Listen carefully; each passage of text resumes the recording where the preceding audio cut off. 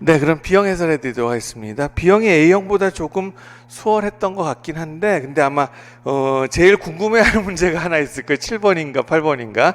그래서 그거 제가 명확하게 답 드리도록 하겠습니다. 자, 일단은 1번 문제는 뭐 투형, 정적, 해설 따로 안 해드려도 되죠. 일단 뭐 사실 몰바이드 무슨 시누소이드 이거 물어본 것도 아니까 이건 다 모의고사들이 있었잖아요, 그죠? 예, 그 다음에 두 번째 문제도 계속 이 문제가 되게 많았네요. 아까 기반, 비기반도 그렇고, 그 다음에 백호청룡도 그렇고, 이것도 혁신도시하고 기업도시를 바꿔서 안타깝긴 하지만, 그래서 이것도요, 제가 맥락 만들어드린 게 어떤 거냐면, 태안의 경우에, 그치? 그래서 기업 없는 기업도시라고 해드리고요. 그 다음에 여기 진천은 평가원은 공공기관이죠. 그래서 공공기관, 혁신도시, 그 다음에 태안, 기업 없는 기업도시, 이렇게 해드려서 그래도 많이 맞추셨을 거. 채점해보니까 그렇게 뒤집어 쓴 선생님들 그렇게 많지는 않았어요, 이거는. 자, 2번 그 정도로 하도록 하겠습니다.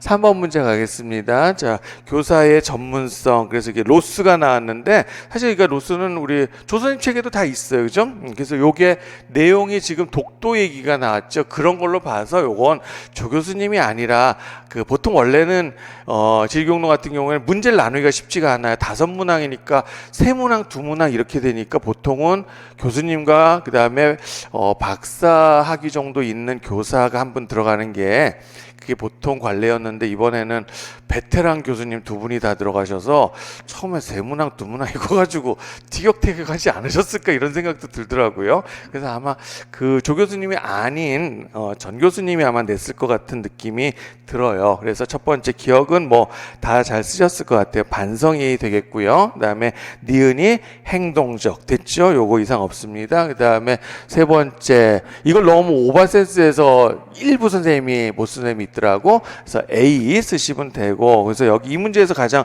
관건은 지휘교육과정 이론가를 쓰는 거죠, 그렇죠? 그래서 로스의 표현이기 때문에 자, 교육과정에 참여한다. 일단 가장 핵심 키워드는, 그래서 뭐 거기에다 적극적으로 참여하든 뭐 능동적으로 참여하든 뭐 주체적인 역할을 하든 그런 거는 꼭 안 써도 답으로 처리를 할 거예요. 그래서 교육과정에 교육과정 개발에 참여한다를 쓰시면은 정답 처리가 될 것으로 예상이 됩니다. 됐습니까? 네, 4번 문제 가도록 하겠습니다. 자, 사실 이 3번 문제는요, 제가 사실은 우리 지리과 시험 문제만 보는 게 아니라 역사과나 사회과 기출 문제들도 다 봐요. 특히 그 중에서 다른 거는 모르는데 교과교육론은 사실은 우리가 참고할 만한 게 굉장히 많거든요. 그러니까 작년에 사회과 교과교육론으로 로스가 나왔었어요, 이미. 알겠어요? 그러니까 선생님들도 그거는 괜찮아요. 우리가 써먹을 수 있는, 같은 범사회과니까. 내 말 이해됐죠? 네, 그래요. 그래서 이미 작년에 이걸 일사과에서 나왔습니다. 자,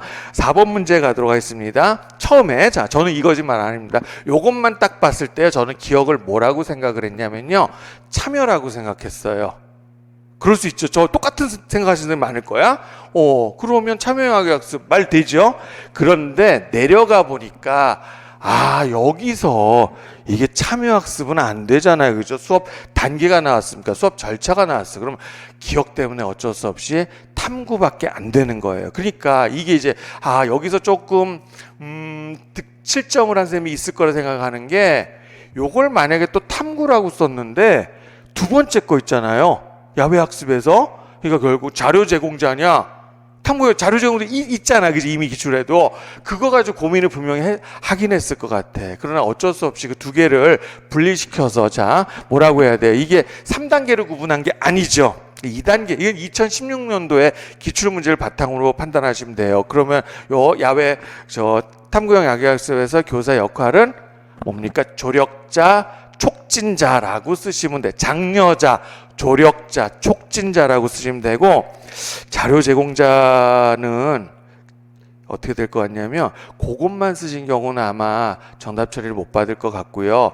자료 제공자에다가 그러니까 뭡니까? 촉진자, 장려자 이거를 같이 썼으면 제가 볼 때 그것도 맞게 할 가능성이 있다라고 봅니다. 아시겠습니까? 그래서 선생님들 얄밉긴 하죠, 그죠, 문제가. 그리고 요것도 제 생각에는 조 선생님 책에는 이게 이제 참여로 명확하게 나와 있잖아, 그치? 그래서 이거 전 교수님이 3, 4번을 그러니까 앞에 3번 문제 내신 교수님이 연달아 2개를 내지 않았을까, 알겠어요? 그래서 아까 왜 세 문제 2문항 가지고 얘기했어요. 그래서 이 2문항이 전 교수님이 아닐까 이렇게 조심스럽게 제가 짐작을 해봅니다. 그래서 안타깝지만 탐구, 그 다음에 뭐라고 써야 된다고요?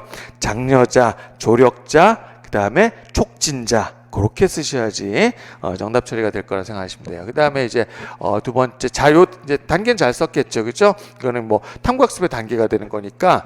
그래서 니은은 자료 수집이 되는 거고요. 그 다음에 리을은 디귿은 참평가 쓰시면 돼요.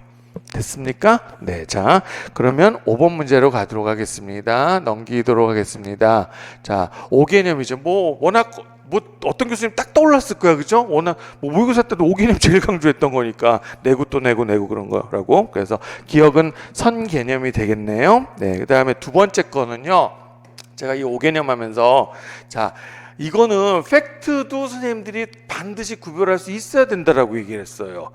기억나시죠? 그래서 제가 뭘 예를 드냐면 이 보르네오 섬 얘기를 해요. 그래서 제 거 교재에 그거 다 사례를 들어놨어요. 요거를 하나도 안 뺐어. 그래서 자 보르네오 섬은 어떻게 되냐면 자 알프스 히말라야 조산되고 이게 환태평양 조산되잖아. 그러면 여기 인도네시아가 이거야. 보르네오는 여기 있어. 여기 이 얘기를 해드려요. 그래서 결국 일반화시키면 인도네시아 화산이 많은 거 맞죠? 그죠? 세계 대표적인 화산 국가인데 그러면 보르네오 섬도 당연히 화산? 아니라 그랬잖아. 그래서 이 보르네오는 결국은 요거는 5개념이 아닌 거죠. 그쵸? 그러니까 얘는 5개념이 되는 거죠. 네, 그리고 디귿이 5개념이 아닌 거가 되지. 그래서 이거는 팩트예요. 그래서 채점을 해보니까 공업도시나 요거나 이게 5개념이 아닌 걸로 선생님들이 좀 일부 있었어요. 그래서 일단 5개념 아닌 거는 자화섬 해도 되고 자바섬 해도 돼요. 알겠어요? 그럼 발음상의 차이니까. 그래서 디귿이 되겠고요. 그 다음에 태영이가 5개념을 갖게 된 원인 요것도요. 요거는 좀 조심하셔야 돼요. 자, 일단은 한자어를 쓰셨으면 다 맞게 하셨을 가능성이 높은데 한자어는 돼요. 풍화죠. 바람풍 맞죠? 예, 한자 아니야. 제대로 해석한 거 맞아. 그런데 한자어인데 이거잖아. 내가 맨날 지식과 풍화에 관해서는 아예 이거를 왜 자꾸 5개념을 하지 말고 5개념 안 가지도록 용어를 교체해버리면 되는데 제가 거품 물었잖아요. 그냥 웨더링으로 하자고. 그래서 이는 한자어예요. 한자음은 안 돼요. 왜 그러냐면 이 한자 음과 관련되는 건 이거예요. 대표적으로 지중해성 기후에서는 수목농업을 한다. 그런데 이 수가 나무 숫자죠. 이게 한자 음이에요. 그러면 이걸 뭐로 해석할까? 이거 물로 해석하면 5개념 되죠? 그게 한자어 음에 의존해서 해석을 한 거고 요 풍화는 그냥 한자어에 기반을 둔 거예요. 알겠어요? 그래서 음은 모르겠습니다. 저기 채점자 잘 만나면 운 좋으면 모르겠지만 원칙적으로 한자 음은 안 되고 한자 기반만 되는 거예요. 수긍하시죠? 네, 나한테 뭐라 그러면 안 돼. 그리고 저 개인적인 생각, 중고등학교 교과서에서 풍화란 말은 좀 교체했으면 좋겠습니다. 그래놓고 뭐 아주 뭐라 그러지? 얼마 전에 어떤 책 가지고 굉장히 대가가 쓰셨는데 풍화에 대해서 뭐 바람에 의해서 이렇게 썼다고 해서 우리 지리교사들이 또 난리 부린 적 있어. 그 교수님 페이스북 가서 막 성토하고. 그럴 바에 풍화 없애는 게 낫지 않겠어요? 저 그렇게 생각을 합니다. 자, 됐고. 그래서 5개념 원인 요것도 조심해야 되고요. 선행학습이 후행학습에 영향을 주는 인지 과정을 의미하는 용어 전이에요. 전이. 제가 아마 1년 내내 가장 많이 쓴 말이 아닐까 이런 생각이 들어요. 그렇죠? 그 선생님들 내가 혼낼 때 주로 많이 썼잖아. 그래서 어떤 선생님이 정적전이는 안 될까요? 자, 그게 팩트와 관련돼요. 정적전이가 되려면 얘가 자 정개념이죠. 그죠? 그 다음에 얘가 5개념이 돼버렸죠. 그러면 안 되죠. 무슨 말인지 알겠어요? 그러니까 오히려 거꾸로 얘가 5개념이 돼버렸잖아. 그럼 부적전이는 한번 우겨볼 수 있어. 근데 정적전이는 안 받아요. 그래서 정적전에는 그냥 선생님들 기억에서 지우시는 게 그러니까 단념을 빨리 하시는 게 좋을 것 같습니다. 5번 문제 되겠습니까? 네, 자 6번 문제로 가도록 하겠습니다. 지형학 문제네요. 그래서 역시 제가 이렇게 했던 것 같아. 사면하고 지표류하고 빙하. 왜? 사면, 지표류, 빙하 공통점 하나만 얘기하면 전부 다 비탈이야 이것도. 그렇죠? 그래서 이번에는 사면을 낸 거죠. 그래서 기억은 포행이 되는 거고 그 다음에 두 번째 동결.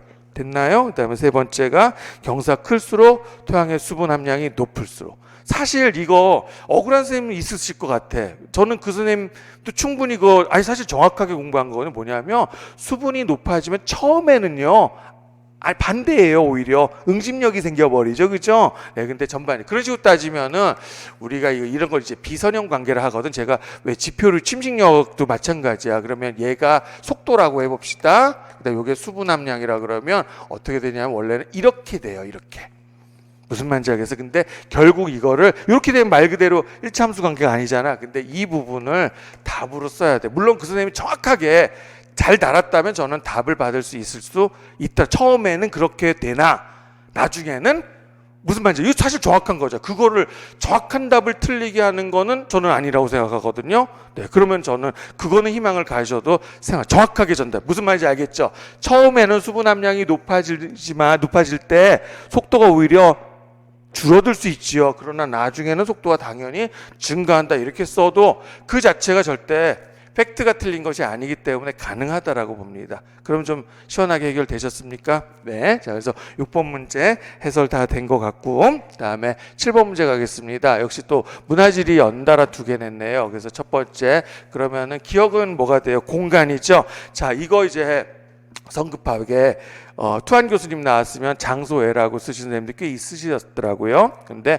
투한 교수님 뭐라 그랬냐면, 자, 공간이 장소가 되는 것은 경험을 통해서다야. 그래서 토포필리아는 그 투한 교수님의 저서 제목이 되고요. 그러니까 이거지.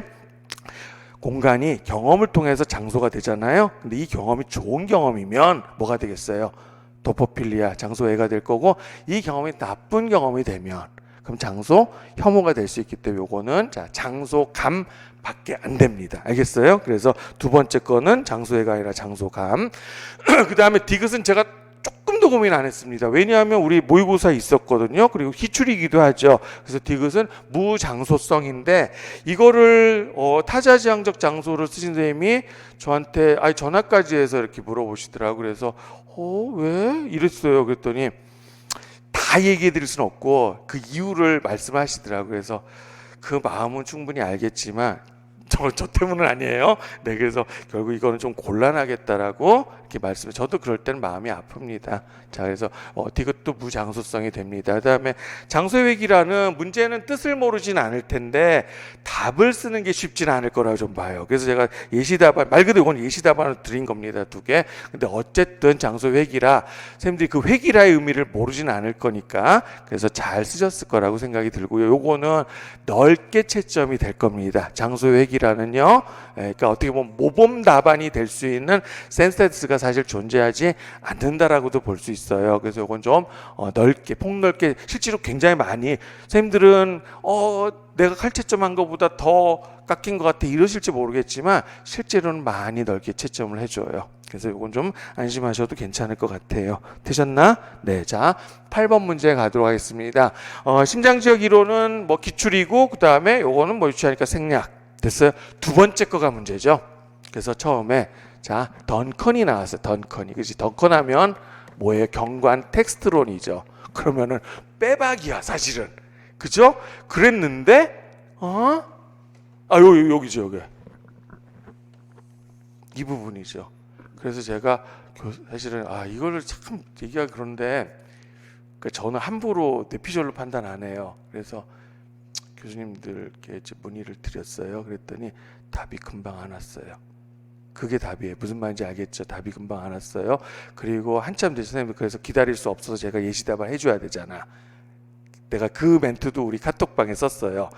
문의를 드렸는데 아직 답이 안 왔다. 그러나 나는 웃으면 안 되겠구나. 미안. 나는 담론이 될 수밖에 없다라고. 그래서 제가 그래서 그거를 이제 텍스트라고 쓴 선생님들이 훨씬 더 많기 때문에 그러면은 자, 요게 결국 테스트가 되냐 담론이 되냐 요걸 따져보면 될 것 같아요. 그래서 이런 말씀 드렸죠. 사실 요게는 제가 박대호는 못생겼다고 했는데 그 선생님한테는 이렇게 얘기를 했습니다. 야, 박대호는 잘생겼다. 이거 담론이니 텍스트니 사실 구별하기 어렵습니다. 그래서 푸코가 어려운 거예요. 이거 담론이 됩니다. 자, 예전에 제가 좋아하는 책 중에 하나 이게 있어요. 로자 룩셈부르크라는 여자 사회주의 이론가예요. 그죠? 비참하게 돌아가셨는데 아마 수업 중에 언젠가 얘기한 적 있었던 거예요. 유대인이라고. 민족주의는 반역이다라는 그 책이에요. 나중에 기회 되시면 한번 보세요. 민족주의는 반역이다. 이거 담론이니까 텍스트가 담론이에요. 알겠어요. 그래서 이거를 과연 학생들에게 요구할 수 있을까 그런 생각이 사실 듭니다. 사실 저는 선생님들 편이거든요. 예, 그래서 교수님이 뒤늦게 이제 답을 주셨는데 뭐라고 하셨냐면 허허 덩컨이면 텍스트인데 여기야. 그래서 담론이 답인 것 같습니다. 했더니 야 이거를 담론에 쓴 애가 있어요? 그러는 거예요. 예, 일부지만 있었습니다. 그래서 그러면 출제자께 직접 배웠나? 아니 그런 것 같지는 않습니다. 꼭 맞잖아, 그지? 특정 학교 학생들 맞은 게 아니까. 와 문화지리 전공 교수도 이거 많이 틀리겠네 이렇게. 그래서 사실은 그런 걸 감안한다면 아마 좀 그러니까 선생님들이 바란 바는 텍스트지, 그지? 그렇잖아. 그래서 그거는 제가 답을 드릴 수 없는 것 같아요. 일단 출제자는 담론을 답으로 내셨어요. 그래서 제가 요거는 제가 90개를 채점했다 그랬잖아요. 네, 그래서 대략 계산해 봤어요. 했더니 70%가 조금 넘어요. 텍스트라고 쓰신 선생님들이. 그 다음에 일부 기타 완전 기타 있어. 뭐 이데올로기도 있고 뭐 이래. 그리고 담론을 쓰신 선생님들이 한 10% 정도 되거든요. 그러면 담론을 맞추신 선생님들은 사실 거의 1점 내지 0.9점을 버는 거죠. 근데 거꾸로 텍스트라고 쓰신 선생님들은 한 0.1점 정도 감점을 당하는 거예요. 그렇잖아. 어차피 이제 틀린 답도 있으니까. 그래서 조금 손해가 적지 않을까. 그래서 선생님들 그냥 이걸 텍스트로 쓰셨다 하더라도 그래도 선생님들 그냥 저 점수에 물론 얼마 1점이 소중합니까? 근데 받아들이시는 게 일단 그래놓고 그냥 채점해서 그래 이건 좀 과도했어. 둘 다 넓게 답안을 뭐 채점합시다. 이래 버리면 모르는데 그건 우리가 알 수가 없는 거잖아요. 그래서 일단 예상 답안은 담론이라고 해드리죠. 저도 마음 많이 아픕니다. 그래서 저도 똑같아요. 자, 저나 교수님이나 똑같이 뭐였죠? 덩컨이면 텍스트잖아. 여러분은 안 그랬습니까? 여러분들 마찬가지죠? 대답을 틀렸다 이거지, 그치? 네, 그래서 아니야. 그래서 어쩔 수가 없는 것 같아. 그거는 받아들입시다. 됐나요? 일단 읽고 그냥 맞으면 뭐 운 좋은 거 이렇게 하죠. 네, 됐고 다음에 뭐 남았죠? 디귿에 해당되는 거. 그래서 디귿은 요거 뭐 이것도 저기 뭐야 모의고사 다 있었어, 그죠? 그래서 별로 우리가 고민 안 했던 거 초유기체가 되겠고요. 그다음에 마지막으로 리을의 의미인데 제가 요것도 마지막 모의고사에서 자 이거였어요. 비재현지리에 대해서 우리가 대비를 하지만 결국 비재현지를 내기는 쉽지 않아 보인다라고 얘기를 했고 우리는 뭐야 오히려 재현지리 이거 조심하자고. 그래서 그 연습을 마지막까지 방심하지는 않았던 것 같아서 어떻게 했냐면 제가 사후 악파하고요. 그 다음에 우리가 재현지리학자들의 이 관점 비교해 드렸죠, 그렇죠? 그래서 사후 악파에서 다루는 거는 4개를 제가 제시해 드렸던 것 같아요. 물질적, 가시적, 또 뭐 있어요? 물리적 해도 되고요. 그 다음에 실제적. 그러니까 두 개씩 들어가면 좋을 것 같아요. 그래서 물리적이고 가시적인 경관 해도 되고 물질적이고 실제적인 경관. 실제는 어이가 아니라 사실 이건 아이가 돼야 돼요. 알겠어요? 그래서 물질적, 실질적 이렇게 실제적 이렇게 들어가든가 아니면 물리적, 가시적인 경관 이렇게 들어가면 될 것 같아요. 그래서 젤린스키를 따로 비판한 것이 아니라 그냥 사후학파 전체를 비판. 왜냐하면 젤린스키는 우리 인구지리에서도 제가 해드렸죠. 그래서 문화지리학자이면서 또 동시에 인구지리학자도 됩니다. 네, 그래서 그렇게 해드리면 8번 다 된 것 같습니다. 그래서 일단은 여기서는 담론이 가장 오답률이 높았고, 그다음 리을을 설명하는데 그 경관에 대한 설명을 잘 못한 선생님들이 좀 있었습니다. 그러니까 아무리 우리가 설명 문제를 이번에 바보로 만들었다 하더라도 그럼에도 불구하고 조금의 변변력은 있었다고 생각이 들어요.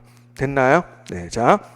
9번 문제로 가도록 하겠습니다. 그래서 도시지리 문제가 되겠습니다. 그래서 일단 기억 프리드먼 세계도시 가설, 그 다음에 두 번째 니은은 중심, 그 다음에 디귿은 이중인데 핵심 안 되냐는 질문이 들어왔거든요. 근데 저는 핵심이 맞다라고 봤는데 이걸 제가 해설지를 만들 때 새벽 5시 반인가 이랬어. 이때쯤에 중간에 담배 피러 몇 번 갔다 왔을 거 아니야. 그래서 저희 집 책이 어떻게 되냐, 저희 집 책이 한 10,000권쯤 될 거예요. 아마 세보진 않았는데 근데 서가에 다 꽂을 수가 없어. 그래서 결국은 이게 누워 있어. 우리 집 책이 한 반쯤은 누워 있는 상태고, 그래서 막 층리가 형성이 돼 있거든요. 그래서 그 중에 있는데 저는 원서랑 꼭 비교하잖아요. 그래서 제가 요거를 네, 원서를 있는데 못 찾았다고 했더니 어떤 선생님이 나한테 이거 선생님 여기요 이렇게 와 기특해요.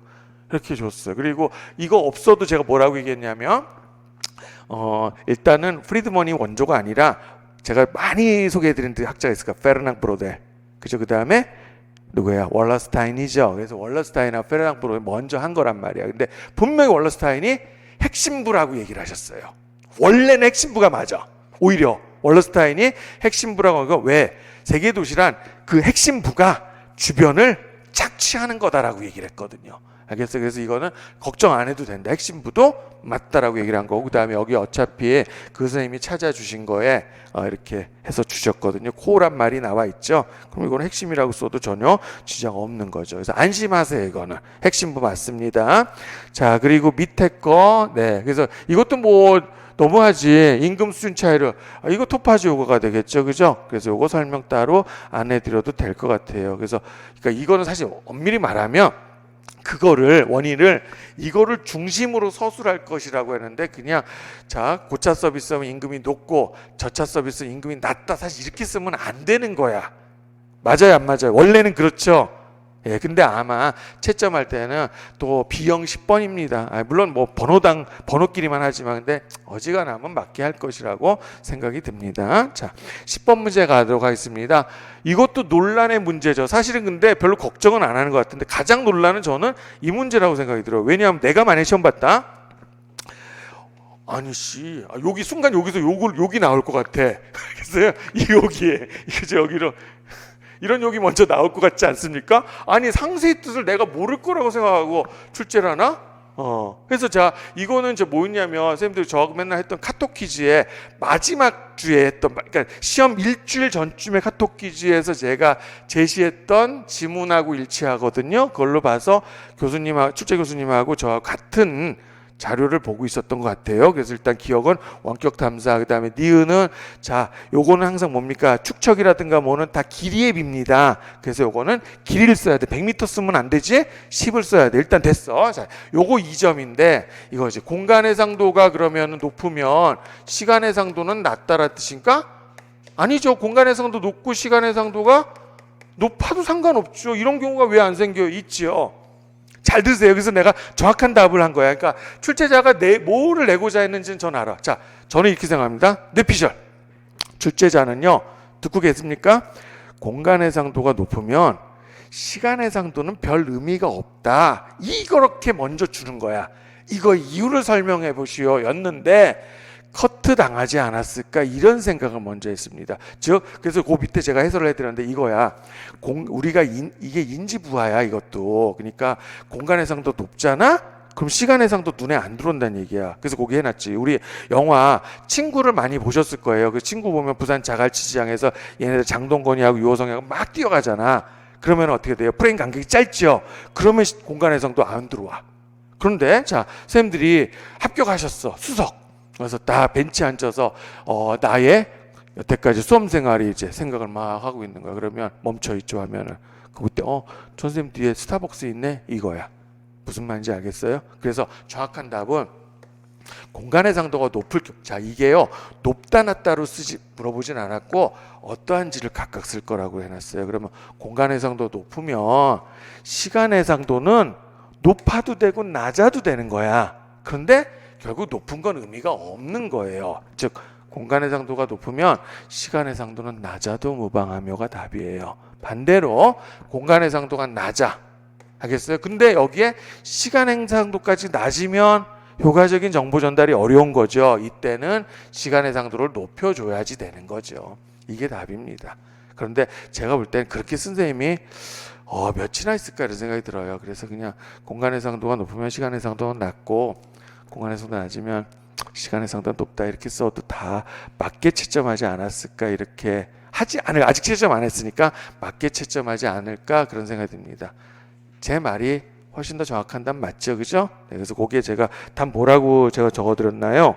그래서 공간 해상도, 거기에 나이브한 답변이라고 제가 해놨잖아. 그래서 공간 해상도가 낮으면 어떻게 낮지? 어디 여기 있구나. 자, 10번. 공간 해상도가 높을 때는 시간 해상도가 낮고 공간 해상도가 낮을 때는 시간 해상도가 높다. 나이브한 답변을 해놨고 사실 위에다가 공간 해상도가 높을 때는 시간 해상도는 낮아도 무방하여야. 알겠어요? 그거 안 들어오니까. 그 다음에 공간 해상도가 낮을 때는 시간 해상도의 중요도가 상승한다. 이게 정확한 답이 되는 겁니다. 이해됐지? 밑에 제가 설명도 좀 충분히 달아들었다라고 생각을 합니다. 자, 마지막 문제 가겠습니다. 인구지리 문제는 뭐 계산하는 거 연습 많이 했으니까 그거에 비해서는 훨씬 더 수월한 문제죠. 그렇죠? 네, 그래서 첫 번째, 자, 부양인구비가 원래는 가장 정확한 말이에요. 부양인구비가. 그래서 이거를요, 부양인구비로 통일하기로 해놨어. 왜냐하면 인구부양비로 애들을 가르치면 선생님들도 나중에 아이들 가르칠 때 신경 쓰였으면 좋겠어요.